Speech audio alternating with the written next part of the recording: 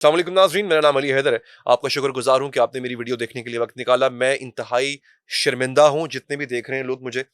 मेरे लिए आज से बढ़ के शर्मिंदगी का मकाम नहीं था। मैं पाकिस्तानी हूँ, मुझे पता है हमारे ये वीलॉग्स भारत में भी देखे जाते हैं, लेकिन बतौर पाकिस्तानी मुझे लगता था कोई और खड़ा हो ना हो, हम फ़लस्तीन के साथ खड़े होंगे। लेकिन मैंने जो आज मनाज़िर देख चुके हैं, वो वीडियोज़ जब आप देखेंगे आप हैरान रह जाएंगे।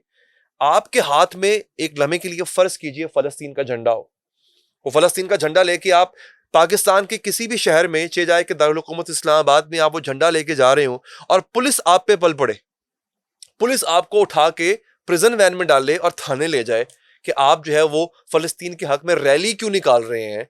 इससे बड़ा अफसोस का मकाम क्या होगा। एग्जैक्टली पाकिस्तान में आज ये मंजर देखने को मिला। इसकी तफसीलात क्या है मैं आपको थोड़ी देर में नाज़रीन बताऊंगा। मेरे पास कुछ और भी खबरें हैं। आपको पता है कि प्यूटन, सदर प्यूटन, आप सब जानते हैं, सदर प्यूटन किसी भी लम्हे गिरफ्तार हो सकता है।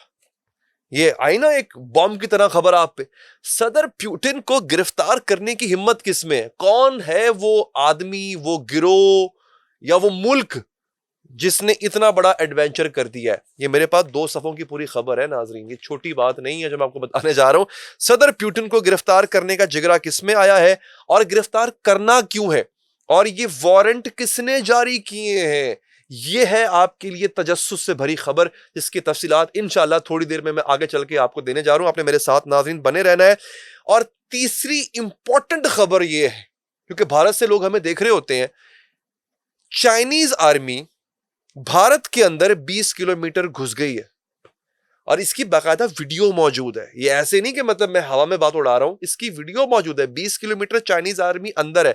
2021 के बाद ये पहला मरला है जब चाइनीज आर्मी ने कोई एडवेंचर किया। आपको याद होगा 2021 के अंदर नाजरीन, चाइनीज और भारतीय फौजी लद्दाख के मकाम पे बहुत झड़पें हुई थी, और ऐसी भी झड़पें हुई थी जिसमें एक एक वक्त में 20-20 भारतीय फौजी मारे गए थे। लद्दाख एक बहुत ही सर्द मकाम है, ऐसा मकाम है जो इनहैबिटेबल है, वहां पे आम इंसान रह नहीं सकता, और वो डिस्प्यूटेड एरिया है। लद्दाख का एरिया डिस्प्यूटेड है चाइना के साथ, और जो है वो स्काई चिन का जो एरिया है वो डिस्प्यूटेड है। इन एरियाज में छोटी मोटी झड़पें चलती रहती थी। 2021 में बाकायदा छोटे पैमाने की जंग हुई थी, लेकिन अब जो हालात दोबारा नजर आ रहे हैं कि 20 किलोमीटर बहुत बहुत बड़ा एक मार्जिन होता है, डिस्टेंस बहुत ज्यादा होता है। चाइनीज फौज जो घुस आई है भारत में, आखिर क्या करने आई है? एक नई जंग का आगाज होने जा रहा है, एक नई झड़प का आगाज होने जा रहा है। यह है हमारी आज की 3 बड़ी खबरें कि जिनका मैं जिक्र आपके सामने नाज़रीन रखने जा रहा हूं। सबसे पहले हम आगाज करते हैं अपनी खबर का और आपको बताते हैं कि नाज़रीन प्यूटन के साथ क्या होने जा रहा है। अच्छा, इससे पहले कि मैं आपको प्यूटन का बता दूं, जो पाकिस्तान से, जो अक्सरियत पाकिस्तान से देख रही होती है, उनको बता दूं कि पाकिस्तान ने फलस्तीन का नाम लेना भी मुश्किल शायद होता जा रहा है। इस पे मैं चाहूंगा कि अरबाब इख्तियार, इस्लामाबाद पुलिस जरा वजाहत दे कि इनको क्यों गिरफ्तार किया गया था। सेव गजा के नाम से एक ग्रुप है जिसको सेनेटर मुश्ताक, जमात इस्लामी के सेनेटर रह चुके हुए हैं। ये जब सेनेट में थे तब भी गजा की बात करते थे, जब सेनेट से बाहर आए तो इन्होंने सड़कों पर आके सेव गजा रैली निकालना शुरू कर दी। क्या होता है इस्लामाबाद की बड़ी शाहराहों पे, वो उनके साथ कुछ स्टूडेंट्स होते हैं, कुछ फलस्तीनी बच्चे भी होते हैं जो पाकिस्तान में ज़ेरे तालीम है, वो आके थोड़ी सी मार्च करते हैं, गजा के ऊपर आवाज उठाते हैं ताकि इंटरनेशनल मीडिया तक बात पहुंच जाए, आलमी आलमी ताकतों तक बात पहुंच जाए। इतनी सी बात है। उनका क्या हशर किया गया, जरा आपके सामने ये विजुअल्स चल रहे हैं, जरा देख लें। सेनेटर मुश्ताक को उठा के आप, फलस्तीन का झंडा उसके हाथ में है यार, और नहीं तो कम से कम उस झंडे की थोड़ी सी हुर्मत कर लो, उसी की थोड़ी सी इज्जत कर लो। उनको उठा के प्रिजन वैन में फेंक दिया गया।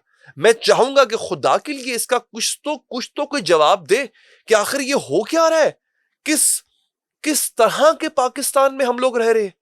मुझे याद है पिछले दिनों जब ये PSL पाकिस्तान में हो रहा था, वहां पर भी कुछ वीडियोस ऐसी सामने आई थी जहां पर मैच के दौरान फलस्तीन का झंडा लहराने पे पुलिस वाले ने आके नौजवान को स्टेडियम से बाहर निकाल दिया था। ऐसी वीडियोस हमने देखी थी।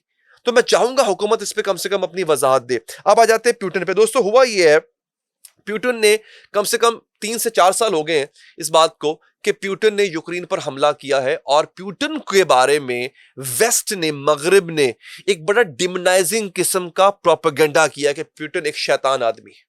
प्यूटन जो है एक ऐसा आदमी है जो अमन नहीं चाहता, लोगों को प्यूटन का यूक्रेन पर हमला याद रहा, हालांकि वो जो यूक्रेन पर हमला है वो यूक्रेनी सिविलियन आवाम पर नहीं है, वहां बच्चे नहीं मर रहे हैं, वो फौज, दोनों मुल्कों की फौजें दूबदू आपस में लड़ रही हैं।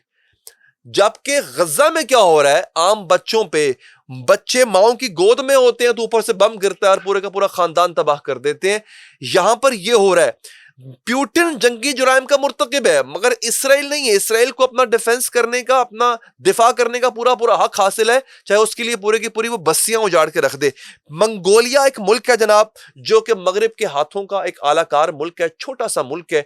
वो चला गया आईसीसी, आलमी अदालत इंसाफ या आलमी अदालत जुराइम भी कहते हैं, नेशनल क्रिमिनल कोर्ट कहते हैं इसको, वहां चला गया। उसने जाके रूस के खिलाफ मुकदमा दायर कर दिया। अब रूस के खिलाफ मुकदमा दायर, ये आज से बहुत पुरानी बात, मुकदमा दायर करने के बाद हुआ क्या, आज खबर आई है कि आलमी अदालत जुराइम ने जो है, आलमी फौजदारी अदालत ने जो है वो प्यूटन की गिरफ्तारी के वारंट जारी कर दिए हैं। अब प्यूटन अगर मंगोलिया जाता है, जो कि उसका दौरा भी कहीं आगे आने वाला है, तो मंगोलिया की जो पुलिस है वो प्यूटन को गिरफ्तार कर लेगी। ये एक मजाक है।